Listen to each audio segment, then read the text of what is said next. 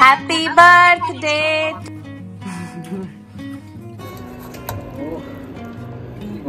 High, hello সবাইকে, আমি প্রতিভা আর তোমরা সবাই কেমন আছো জানিও। আজ 8ই এপ্রিল মঙ্গলবার, আর প্রতিদিন সকালের দৃশ্যটা কিছুটা এরকমই থাকে। ঘুম থেকে উঠে খুব তাড়াহুড়োর মধ্যে দিয়ে আমি টিফিনটা বানাই। তো এখন এই টিফিনগুলো সব প্যাক করে দেবো অফিসের জন্য। রুটি বা পরোটা আমি এরকম ফয়েল পেপারে মুড়ে দিই যাতে কিছুটা সফট থাকে, আর তরকারি বা কোনো সবজি দিলে ও লাঞ্চ করার সময় অফিসের মাইক্রোওভেনে গরম করে নেয়। আমি কখনো সেরকম ওর সাথে প্রচুর ভিডিও বানাই না, কারণ ও ক্যামেরার সামনে অনেক সময় আনকমফোর্টেবল ফিল করে। বাট আগামীকাল একটা স্পেশাল ডে, তোমরা টাইটেল আর থাম্বনেল দেখে তো বুঝতেই পেরে গেছো নিশ্চয়ই। সেই সেলিব্রেশনের ভ্লগই এটা, তাই ভাবলাম ওকে না নিলে তো হয়ই না। যাই হোক, জাস্ট ইগনোর মাই ফেস। এই টাইমটাতে নিজে প্রেজেন্টেবল হওয়ার মতো একটুও টাইম থাকে না।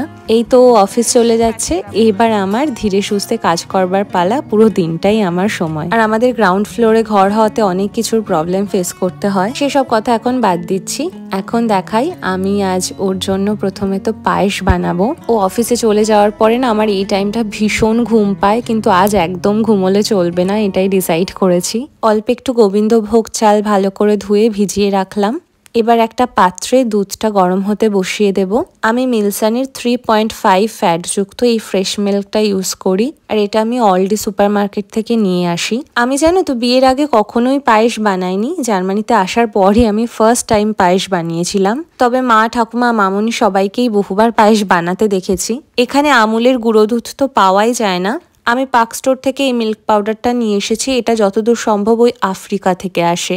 যেটা বলছিলাম, আমি আমার ঠাকুমাকে দেখেছিলাম কিছুটা পরিমাণ দুধ সরিয়ে নিয়ে তাতে মিল্ক পাউডার অ্যাড করে রেখে দেয়। দুধটাকে একদম ঘন করে সেটা পরে ব্যবহার করে। আর এখন আমি চালটা দিয়ে দেব। এটা দুধের সাথেই ভালো করে ফুটে যাবে। চিনি এখন একেবারেই দেব না। আর এবার সেই ঘন মিল্ক পাউডার অ্যাড করা দুধটা দিয়ে দেবো এতে। আর এখানে কিছুটা দুধের ভেতরে আমি একটু গুড় মিশিয়েছিলাম, এটা দেখার জন্য যে দুধটা কেটে যাচ্ছে কিনা।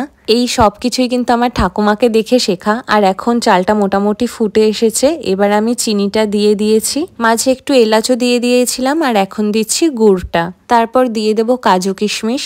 তো এই সমস্ত কৌশল আমি আমার ঠাকুমার থেকেই শিখেছি। অনেক সময় সম্পূর্ণ গরম দুধে যদি গুড় দিয়ে দেওয়া হয়, গুড়টা যদি সেরকম ভালো না থাকে তাহলে সম্পূর্ণ পরিশ্রমটাই বৃথা হয়ে যায়। আর দেখো কি সুন্দর হয়েছে পায়েসটা দেখতে।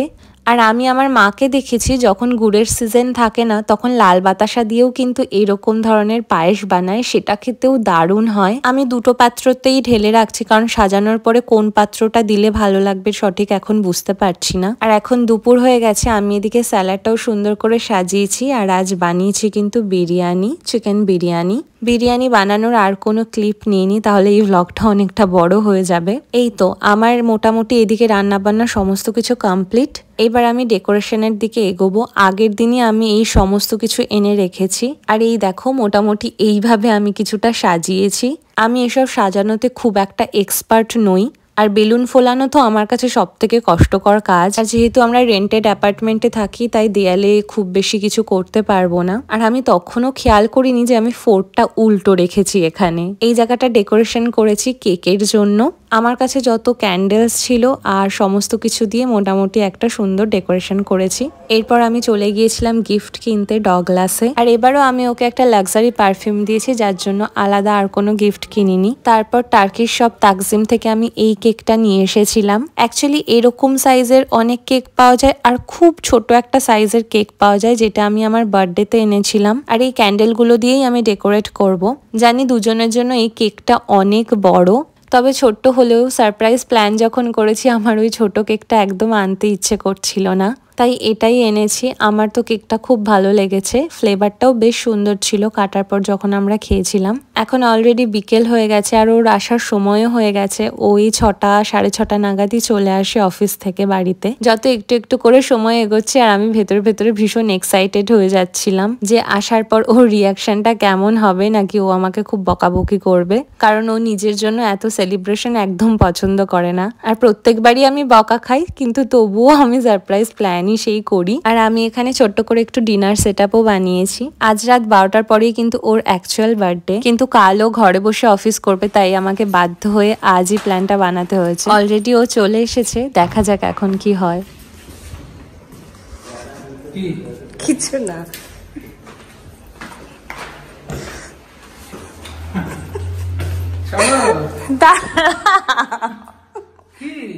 কিছু না, দাঁড়াও।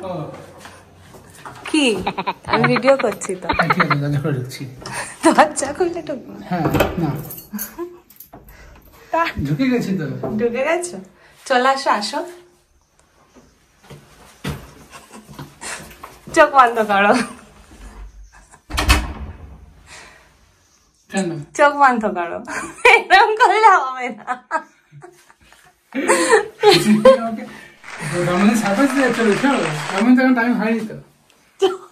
চোখ বন্ধ করো, চোখ বন্ধ করো, ব্যাস। জুতোটা খুলবো? হ্যাঁ, জুতো খোলো। দাঁড়াও, চোখ বন্ধ করতে বলেছি আমি। না, আমি বন্ধ করতে বলেছি। দাঁড়াও, আরে কত দূর যাচ্ছ?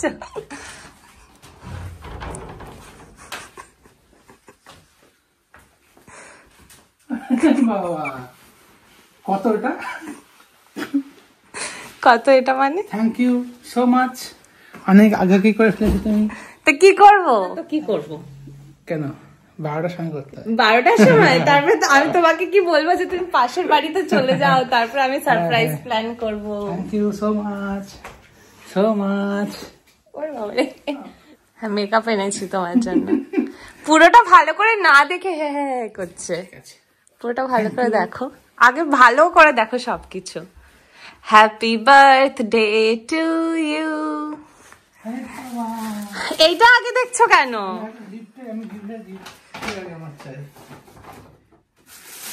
গিফটটাই চাই আমি, গিফটটাই চাই। পাশে কোনো দিকে তাকালে না তো তুমি? এটা ওইটা না, ওইটাই তো মনে হচ্ছে। না, এটা কি আছে ওটা?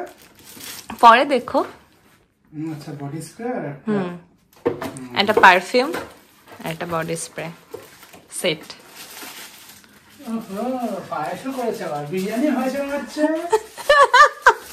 আমি সেটাই ভাবছি, তুমি এদিকে তাকাচ্ছ না কেন?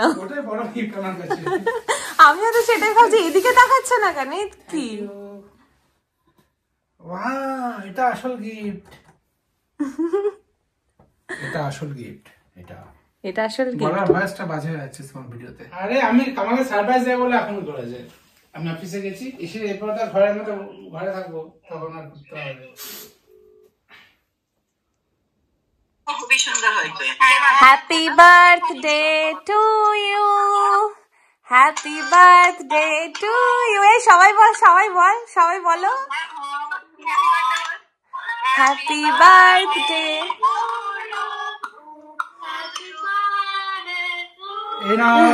সবাইকে আগে খাইয়ে দাও, সবাইকে দাও, সবাইকে দাও, খাইয়ে দাও।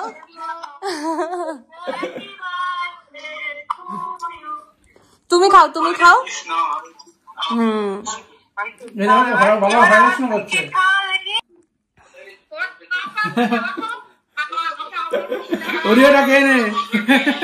ডোরা হলে খেয়ে কেমন করতাম?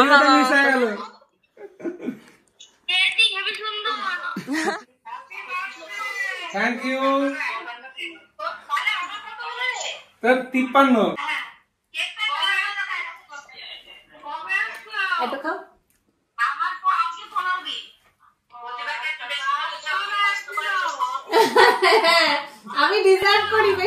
বাড়ির সকলের সাথে ভিডিও কলে কথা বলতে বলতে আমি মেইন যে জিনিসটা মানে পায়েস, সেটাকে ওকে খাওয়াতে ভুলে গিয়েছি।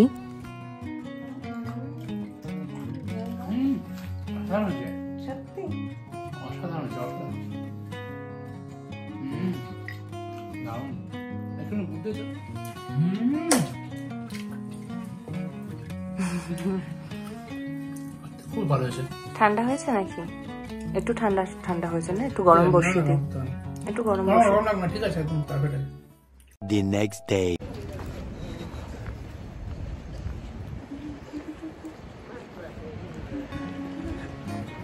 শুভ সকাল সবাইকে। আজ হচ্ছে 9th of April, মানে অ্যাকচুয়াল বার্থডে ওর আজকের দিনই। যদিও কাল কেক কাটতে কাটতে ওই 8টা সাড়ে 8টা বেজেই গিয়েছিল, মানে ইন্ডিয়াতে অলরেডি পরের দিনই হয়ে গিয়েছিল। এখন বাজে ওই সকাল 9টা মতো। আর আজ আমাদের খুব আর্জেন্ট একটা অফিসিয়াল কাজ আছে, যেটার অ্যাপয়েন্টমেন্ট ওর জন্মদিনের দিনই পড়েছে। আমরা অনেক আগে থেকেই এটা জানতাম। আর এই হচ্ছে সেই অফিসটা ম্যানহাইমে।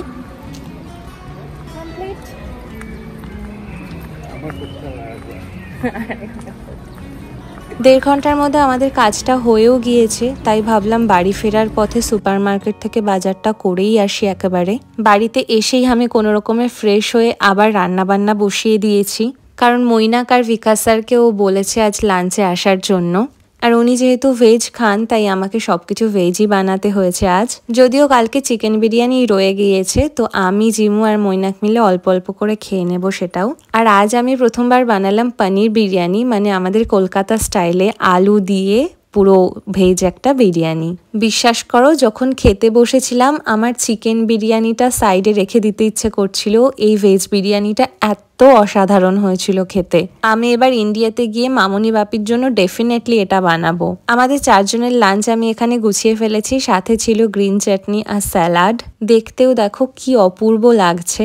আমরা 4 জনই ভীষণ কথা বলি, তো আমরা প্রচুর গল্প করে খাবারটা খেয়েছি। কোল্ড ড্রিঙ্কসের মধ্যে ছিল স্পেজি, আর কালকের পায়েসটা তো আছেই। ওরা আসাতে খুব ভালো হয়েছে, অ্যাটলিস্ট আমি কেকটা ওদের সাথে সবার জন্য পাঠিয়ে দিতে পারবো। তো এই ছিল জিমুর বার্থডে সেলিব্রেশন। তোমাদের সকলের আমার দেওয়া সারপ্রাইজ আর পুরো দিনটা কেমন লাগলো অবশ্যই কমেন্টে জানিও।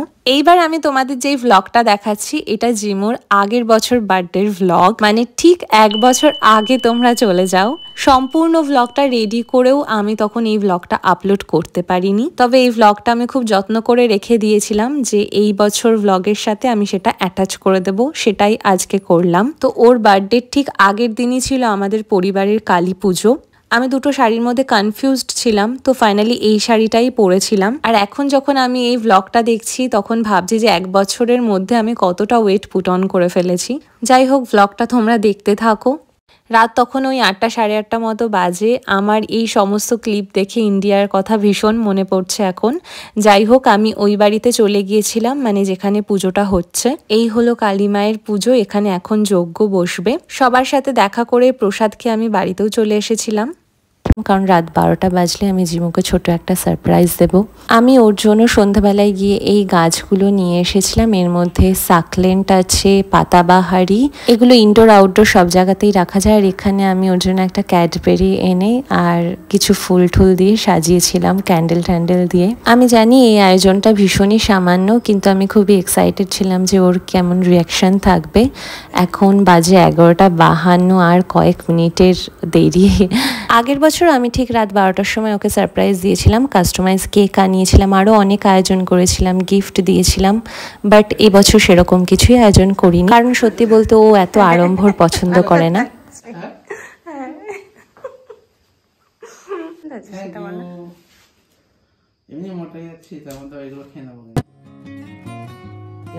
পরদিন সকালবেলা আমি ওর জন্য মেয়োনিজ চিজ দিয়ে বানিয়েছিলাম এগ স্যান্ডউইচ। এটা খেতে ও ভীষণ পছন্দ করে। ও যে কোনো স্যান্ডউইচ খেতেই ভীষণ ভালোবাসে আমার হাতের।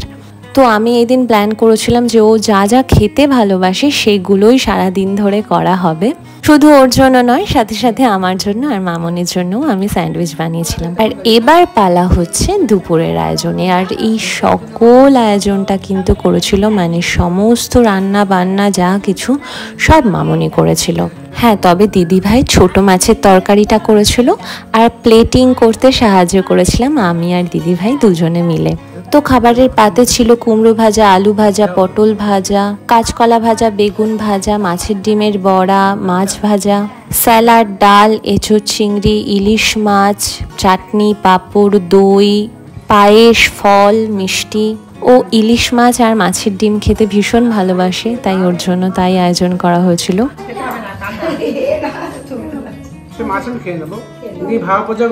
কিন্তু মাছে যদি কাটা ঢোকে, মাছে যদি কাটা ঢোকে হজম হয়ে যাবে কাটা।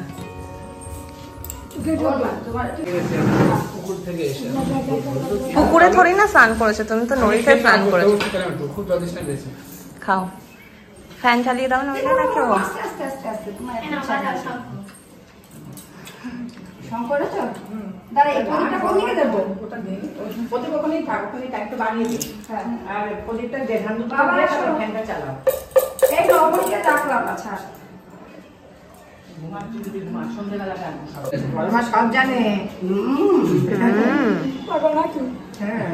বর্মা কালকে উপোস করতে যাচ্ছিল।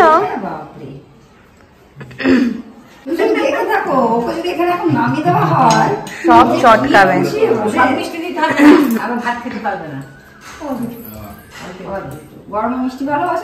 এরপর আশীর্বাদ করছে এখন মামনি।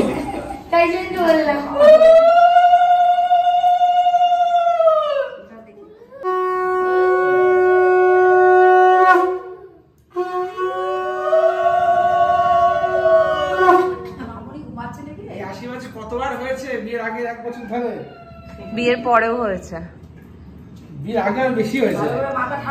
পাকা কথা থেকে শুরু হয়েছে এবার আশীর্বাদ করা। এবার মাঝখানে অনেকটা গ্যাপে হলো বল, অনেকটা গ্যাপে আর তোমার হবে না, এই হয়ে গেল। এবার ওই জন্মদিনে যদি কখনো হলো তো হলো, না হলে ব্যাস। কেন? আর এবার আশীর্বাদ করবে বাপি। আয়ু আয়ু ভাগ হয়ে যায়, পায়েসের ভাগ দিল। ও আচ্ছা ওটা হচ্ছে আয়ু, মানে ওটা পরমাণু, ওটা আয়ু। আচ্ছা একটু এখান থেকে দেখ কেমন করবে, দেখো এদিকে আগে দানদ্রব্যটা দে। সবাইকে আশীর্বাদ করতে দেখে নিজের মামাইকে আশীর্বাদ করার ইচ্ছে জেগেছে, তাই দিশাও তার মামাইকে আশীর্বাদ করছে।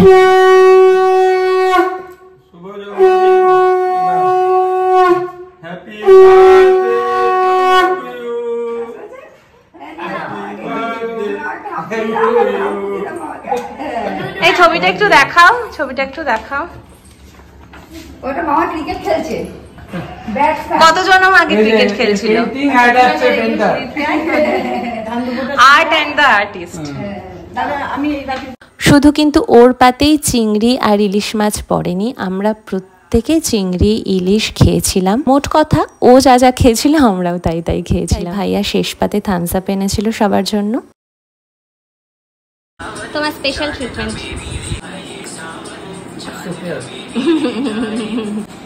সন্ধ্যের ঠিক আগ মুহূর্তেই বিকেলবেলা এসেছিলেন বাড়িতে কয়েকজন গাজন সন্ন্যাসী। ঠিক ওর জন্মদিনের দিন আমি আওয়াজ শুনতে পেয়েই বাইরে গেলাম।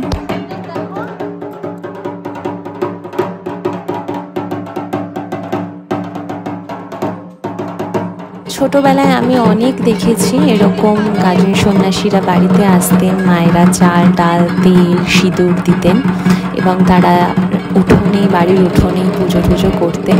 তো সেই জিনিসগুলো অনেক বছর বাদে আবার দেখি। এরপর একটু 7টার দিকে আমি আর জিমু একটু বেরিয়ে পড়েছিলাম কয়েকটা জিনিস কেনার জন্য। আমার ভ্লগের পার্টিকুলারলি এই জায়গাটা দেখে ভীষণ মনে পড়ে গেল। আমরা বিয়ের আগে বলে শুধু নয়, পরেও ভীষণ এরকম হুটহাট করে ঘুরতে বেরিয়ে পড়তাম। সন্ধে বিকেল রাত যখনই আমরা সময় পেতাম, হট করে ভাল লাগছে না চলো বেরিয়ে আসি, এরকম করতাম। তো জার্মানিতে এখন সেগুলো ভীষণ মিস করি। বাইকে করে ভেতরে ভেতরে অনেক গ্রামগঞ্জ ঘুরে দেখেছি। সন্ধ্যাবেলা সবাই আসবে বলেছে ওকে একটু পায়েস খাওয়াতে, তাই সবার মধ্যেই ও কেকটা কাটবে। তাই আমরা ক্রিমসে এসেছিলাম ওর জন্য একটা কেক নিতে, আর ওর চকলেট ফ্লেভার ভীষণ পছন্দের, তো একটা চকলেট কেকই ওর জন্য নেওয়া হয়েছিল। কেক আর ক্যান্ডেলস নিয়ে বাড়িতে ফিরে গিয়েছিলাম। সবার মাঝে ও কেকটা কেটে খুব ভালোভাবে সেলিব্রেট করেছিল।